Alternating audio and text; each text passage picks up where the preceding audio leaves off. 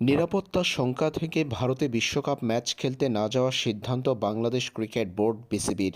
এ নিয়ে জলঘোলা কম হয়নি। বাংলাদেশ ক্রিকেট বোর্ডের 2 দফায় চিঠি গেছে আইসিসিতে। এখন আইসিসির উত্তরের অপেক্ষা।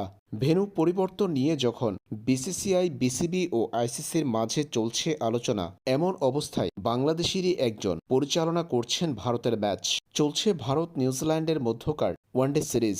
আর এই ওয়ানডে সিরিজে ম্যাচ অফিসিয়ালের দায়িত্ব পালন করতে ভারতে গেছেন বাংলাদেশের আম্পায়ার শরফুদ্দৌলা ইবনে শহীদ সৈকত।